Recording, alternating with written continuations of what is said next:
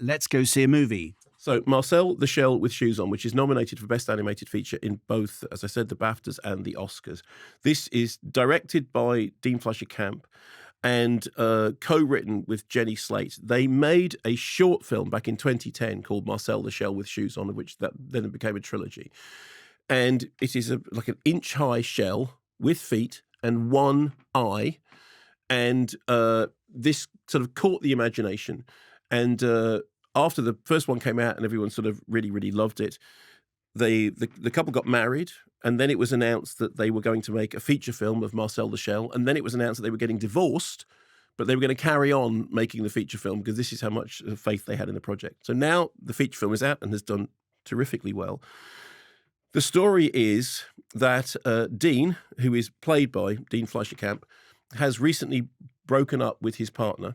So he moves into an Airbnb, and in the Airbnb, he meets Marcel the Shell with Shoes On, who it turns out has ended up in the Airbnb because the couple that used to live there when it was a house broke up. And in the breakup, he got separated from all of his family, apart from his grandmother, Nanny Connie, who is voiced by Isabella Rossellini. Marcel is voiced by Jenny Slate. And it's the story, and he says, okay, well, I want to make a documentary about you. So he starts making a documentary about this tiny little shell and his grandmother, who uses it. If you get a champagne bottle, the kind of wire thing that holds she uses that as a walker because she's quite old and she's starting to suffer from memory loss. And basically, Marcel sees it as his role to care for and protect her. Part of the quality of Aardman's Creature Comforts about the fact that the vocals seem to be kind of recorded almost incidentally. Remember the whole thing with Creature Comforts was it was like interviews, but then they were like plasticine animation. I think this is really charming, and I think there's a number of reasons that it is. The first one is it's just a really odd little idea, which is this 1-inch shell that happens to have feet and has got this whole life that he wants to tell the documentary filmmaker about. At one point, his grandmother, said, voiced by Isabella Rossellini, says, what exactly is documentary filmmaking? And he says, oh, well, it's like a movie, but nobody's got any lines and nobody even knows what it's going to be, even while they're making it.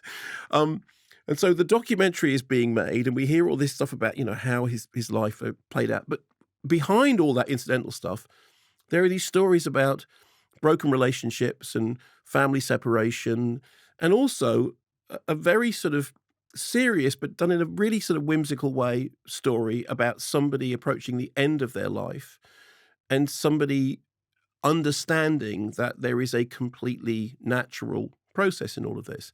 There's a reading at one point from Philip Larkin's The Trees, which is a absolutely beautiful thing.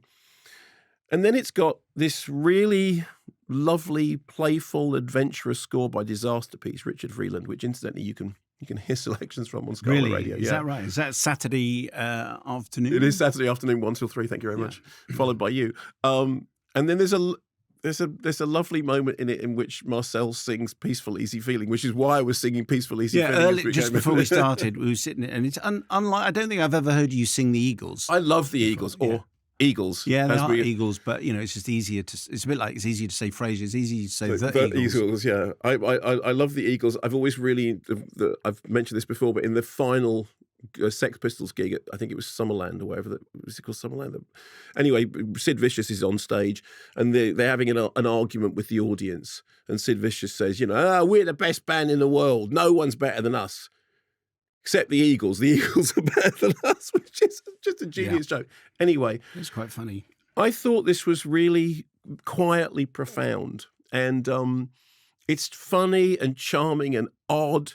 And you can see that it has its roots in a short film. There's one really extended gag that should not work about Marcel loving 60 Minutes on television and wanting to be on 60 Minutes. And you think this is the kind of thing that you write into a feature to make a short film into something longer. And this absolutely shouldn't work.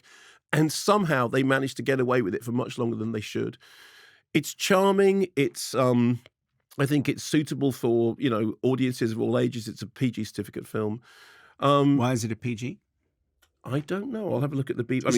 Is it just some of the matters that they address, like family breakup? Well, it may be, but since you've brought it up, let me have a beat. Man look stuff up Here on. we go. Okay, It's a I know feature. because you asked, I would tell you exactly what Marcel the shell with shoes on. This is what the BBFC say about the film. When their site work, there it goes. Mild upsetting scenes, rude humour, and infrequent drug references. Oh, okay. So, that's pretty fine. I think it's really charming. I suspect that when it actually comes to the awards, it will get trounced by Pinocchio, and deservedly so, because I think Guillermo del Toro's Pinocchio is a work of art.